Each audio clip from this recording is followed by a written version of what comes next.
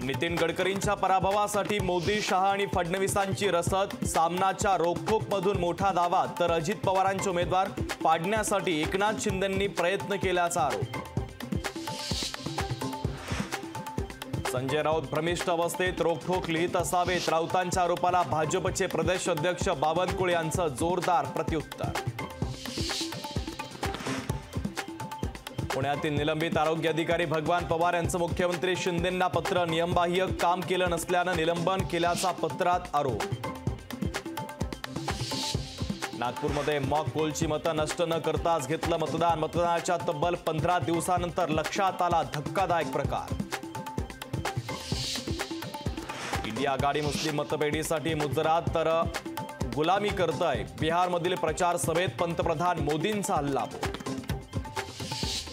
पुण्यात hit and run प्रकरणानंतर युवक काँग्रेसच्या वतीनं निबंध स्पर्धेचं आयोजन। अल्पवयीन आरोपीला निबंध लिहिण्याच्या शिक्षा दिल्याच्या निषेधार्थ स्पर्धेचं आयोजन। 17व्या हंगामाचा अंतिम सामना आज चेन्नईच्या एम.ए. चिदंबरम स्टेडियमवर कोलकाता आणि हैदराबाद संघात रंगणार महामुकाबला।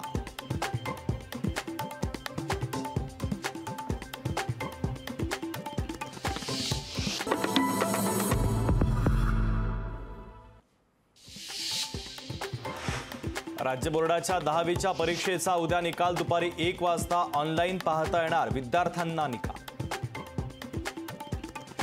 पुणे हिट अँड रन प्रकरणाचा मुख्यमंत्री शिंदे यांच्याकडून मुंबईतील नालेसफाईच्या कामांची पाहणी। वडाळा कुर्ल्यातील महापालिकेच्या कामांचा शिंदेंनी घेतला आढावा।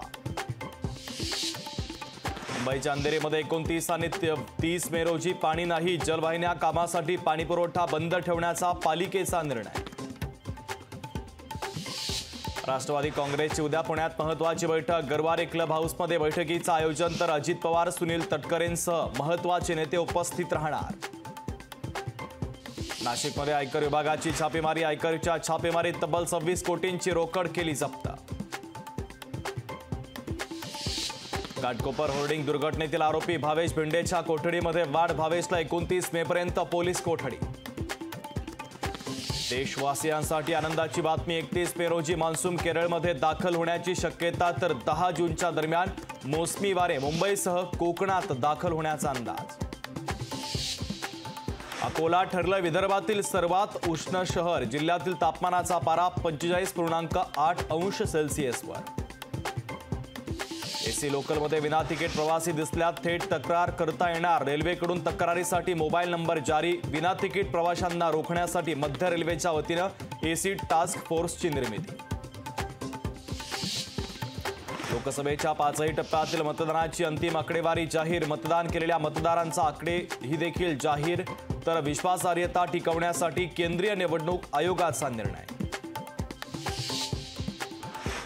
रशियाचा युक्रेनच्या खार्किव्हमध्ये सुपरमार्केटवर हल्ला। रशियन हल्ल्यात 2 जणांचा मृत्यू। पाकिस्तानच्या पंजाब पाकिस्तानी नागरिकांची तुरुंगातून सुटका करणार। कैद्यांच्या परतण्यासंदर्भात दोन्ही देशांमध्ये करार झाल्याची माहिती।